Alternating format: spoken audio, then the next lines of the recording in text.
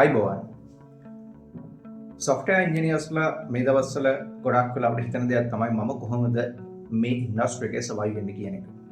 ඉතින් මම ඒගොල්ලන්ට තමයි මේ වීඩියෝ එක අද අරගෙන ආවේ විශේෂයෙන්ම ඔයගොල්ලන්ගේ කැපැසිටි එක කොහොමද මේ දවස්වල ඉම්ප්‍රූව් කරගන්නේ කියන එකට. අපි දන්නවා තව ටික දවසක් යනකොට විශේෂයෙන්ම ජෙනරික් සොෆ්ට්වෙයාර් ඉන්ජිනියරින් කරන අයට නම් අවස්ථාවක් නැති වෙන්න තියෙන chance එක ගොඩක් වැඩි. හේතුව තමයි මේ AI එක්ක ඇති වෙලා තියෙන වෙනස්කම්. අපි හිතුවොත් AI එක්ක ගත්තම software engineer කියන job එකේදී මොනවද වෙන්න පුළුවන් මූලිකම වෙනස්කම්? ප්‍රධානම වෙනස්කම තමයි AI එකට ඔයාගේ හැකියාවට ඔයාට වඩා වේගයෙන් කෝඩ් ලියන්න ඒ වගේම ඩිබග් කරන්න හැකියාව තියෙනවා.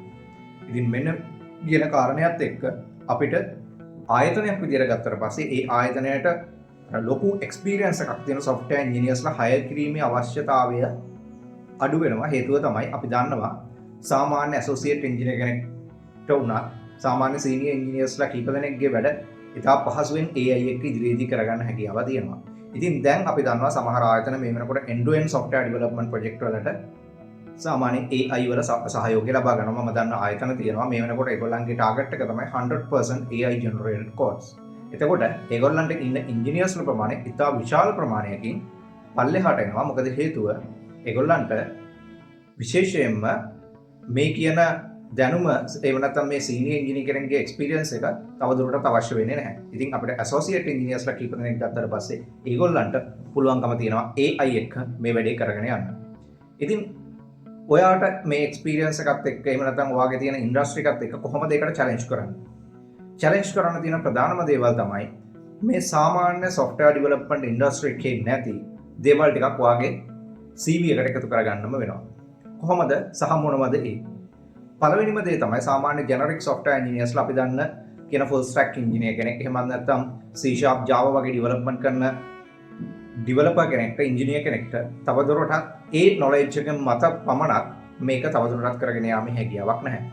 ඉස්සරහදී අනිවාර්යයෙන්ම number 1 ඔයගොල්ලන්ට AI development කියන එකට LLM programming කියන දේවල් MCP වගේ protocols ඉගෙන ගැනීමේ අවශ්‍යතාවය ඉතාම ඉහළයි.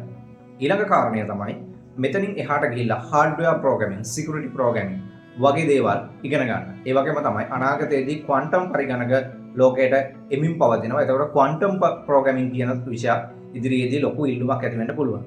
ඒ වගේම තමයි demand එකක් තියෙන සහ ඉතා සීමිත developers ප්‍රමාණයක් ඉන්න විෂයක් තමයි blockchain development කියලා කියන්නේ. ගොඩාක් සාමාන්‍ය software developers මේ blockchain development කියන විෂය අඳුරන්නේ නැහැ. ඉතින් මෙන්න මේක තමත් වැදගත්. ඒතකොට hardware developers කියලා කිව්වේ අපි දන්නවා විශේෂයෙන්ම chip programming එහෙම නැත්නම් වාහනවල වෙන්න පුළුවන් aviation systems වෙන්න පුළුවන් වෙනත් උපකරණවල chip programs කරන්න, hardware programs කරන්න, BIOS programs කරන්න වගේ දේවල් වලට දැනුම තියෙන engineersලා ඉතාමත් ස්වල්ප ප්‍රමාණයක් තමයි ලෝකයේ සහ ලංකාවෙත් ඉන්නේ.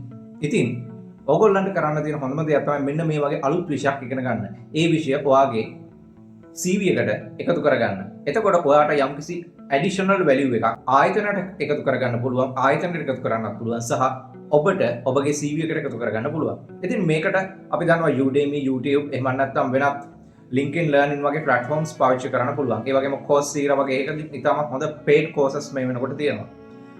ඕගොල්ලන්ගේ උපාධිය මොකක් වුණත් එහෙම නැත්නම් ඔයගොල්ලෝ කරලා තියෙන professional certifications මොකක් වුණත් අනිවාර්යෙන් මේ කියන දේවල් ඉතාම හොඳින් ඉගෙන ගන්න. ඒ වගේම තමයි විශේෂයෙන්ම අපි දන්නවා cyber security කියන විෂයේදී AI security කියන කැලල ඉතාම වැදගත්. securely කොහොමද AI program එකක් හදන්නේ කියන එක ඉගෙන ගන්න. ඉතින් මේ දේවල් වලින් අනිවාර්යයෙන්ම ලොකු value එකක් වගේ CV එකට එකතු වෙනවා.